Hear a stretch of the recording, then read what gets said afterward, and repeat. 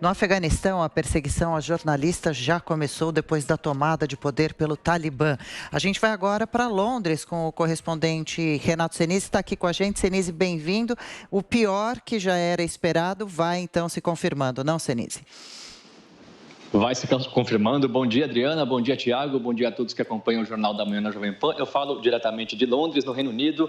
Horário aqui 11h25 da manhã, temperatura de 19 graus na capital, Londres. Pois é, né? Então, o Talibã, quando assumiu o poder, né, logo na primeira entrevista coletiva, o porta-voz falou que não haveria vingança, que os direitos humanos seriam respeitados, mas logo nos primeiros dias a gente vê que não é isso que está acontecendo. A Deutsche Welle, uma emissora de TV pública da Alemanha, confirmou a morte de um familiar e um outro familiar ficou gravemente ferido de um jornalista, um colaborador afegão dessa emissora de TV alemã. O que aconteceu? O Talibã estava perseguindo esse jornalista, foi de casa em casa procurando esse jornalista, mas ele está na Alemanha.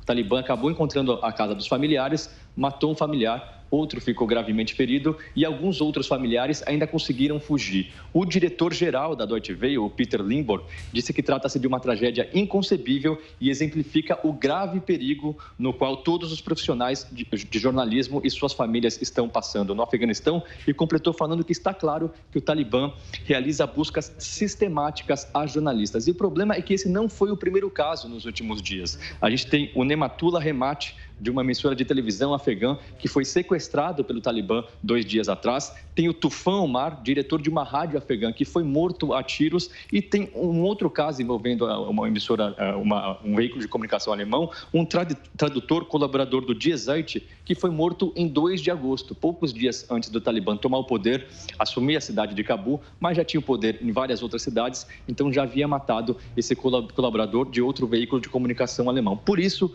os veículos de comunicação da Alemanha fizeram uma aliança, a Aliança da Imprensa Alemã, e emitiram uma carta aberta pedindo para o governo alemão, pedindo que o governo alemão conceda vistos emergenciais para essas pessoas afegãs que ajudaram de alguma forma os veículos de comunicação na Alemanha. E tem mais, a ONG Repórteres Sem Fronteiras pede para que o Conselho de Segurança da ONU realize uma sessão especial para analisar os perigos que os jornalistas estão passando no Afeganistão. Como a gente disse, o discurso é bonito, mas na prática a gente vê que a violência já está tomando conta do Afeganistão. A situação só vai se agravando por lá, né? E os governos ocidentais, o que vão planejando? A intervenção militar está descartada?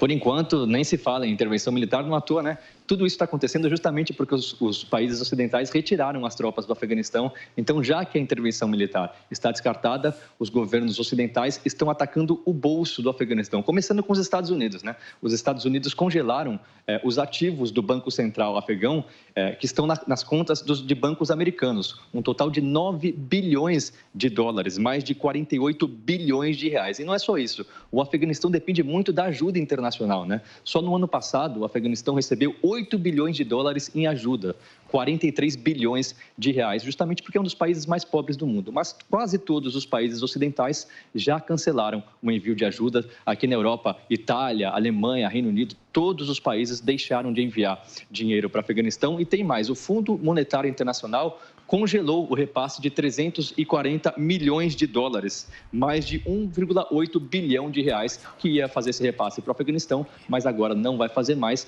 Então, estão atacando o bolso do Afeganistão para pressionar o Talibã para, pelo menos, ceder algumas exigências dos países ocidentais, por exemplo, se aliar a partidos políticos mais conservadores, mais moderados, na verdade, no Afeganistão. Só que existe o outro lado também, né? Já é uma população que passa fome, já é uma população que vive na miséria, então a tendência é que esse cenário piore e mais. O Talibã já adota práticas nada positivas para conseguir dinheiro nas últimas décadas. A tendência é que isso aumente, como tráfico de drogas, mineração ilegal e principalmente extorsão da própria população. Então, atacar o bolso do Talibã acaba afetando a população. Vamos ver como é que o cenário vai ficar nos próximos meses.